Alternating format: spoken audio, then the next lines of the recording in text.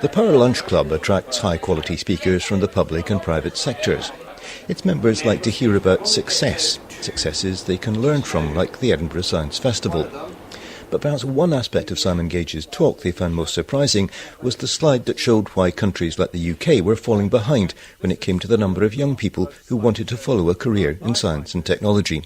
A wonderful piece of research done by an amazing Swedish academic.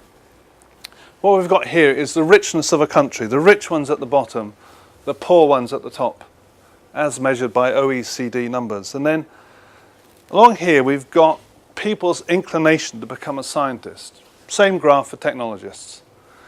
And you see the richer a country gets, the less likely it is anyone wants to bother with science and technology. And the red dots are the girls, the blue dots are the boys. So you get to Norway, between 10 and 20% of the school population think they want to spend any part of their life working in science and technology. Afterwards, we asked him about Edinburgh's role as the originator of science festivals. Yeah, you're right.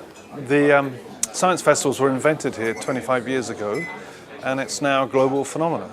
There are hundreds. There's science festivals in practically every continent on the planet.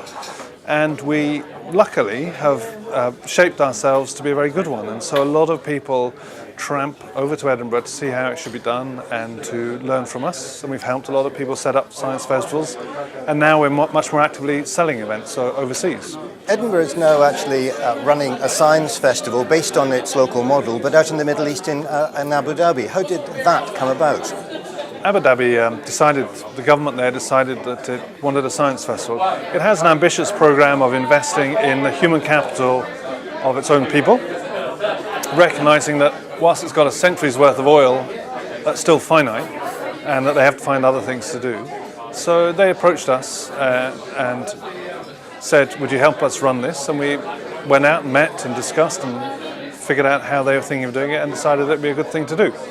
And we've done 2 for them now. They're very large, they're very ambitious in what they're trying to achieve and being very successful. It's a great experience for us to export the ideas and the product and to work with a partner who sees the world quite similarly to us. You're here talking at a business group, so how important is it for you to be involved with the business community? Well, we wouldn't exist without the business community, actually. I didn't talk about it very much here, but we're totally reliant on financial support from the business community. I think 50% of our turnover for our UK activity comes from sponsorship and trust fund money.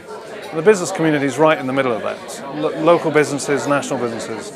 And I think we have a good relationship with them. Often these relationships are with people from the tech sector or the scientific sector, and we provide a great vehicle for them to tell their story, to make their staff feel positive about the fact they're in the tech sector. And we like it as well because they're often doing really interesting things, so it gives us stimulus to create events that tell their story and get the public engaged in it. So yeah, as I said at the start, without the business community we wouldn't be here. The next meeting of the Power Lunch Club will be in Glasgow in 2 weeks' time.